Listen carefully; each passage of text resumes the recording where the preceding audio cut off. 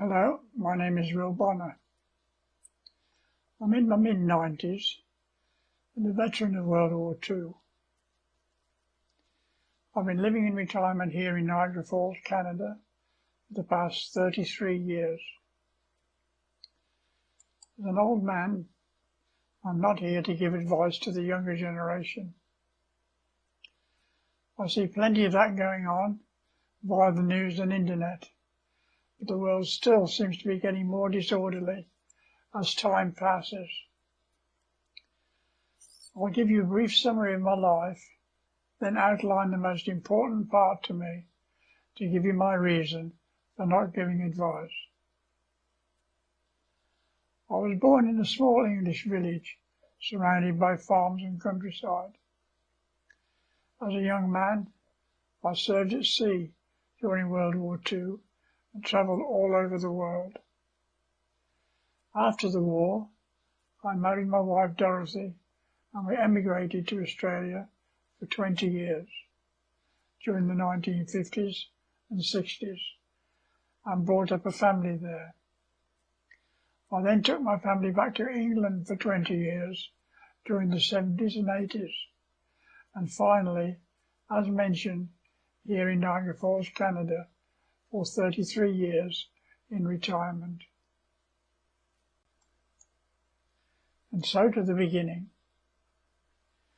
I was born in a tiny cottage on the edge of a river, one room downstairs and 2 bedrooms upstairs, oil lamps for lighting and a coal fire for heating and cooking, etc. Water pumped from the well outside and carried in by bucket. We were very poor, always hand-me-down or second-hand clothes. I did not get my first purchased Christmas present till I was 9 years old. My father would make our presents in his tiny workshop each year. Adding to our woes, the river would occasionally overflow into the house. Having said all that, there were 2 significant assets in my life. The village was surrounded by farms, growing crops, so always plenty to eat, and miles of open countryside, while I used to roam by myself, surrounded by nature at its best.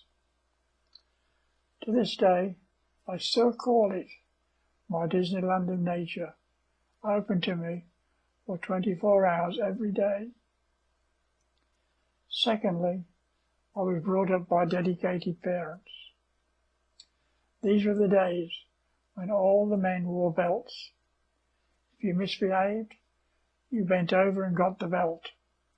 If you really misbehaved, you got the buckle end. With 3 boys in the house, never once in all my years growing up did my father ever hit any of us. This was the parental atmosphere that I grew up in, which I carry with me to this day, and I've had the fortune to be able to call on when life at times got heavy going.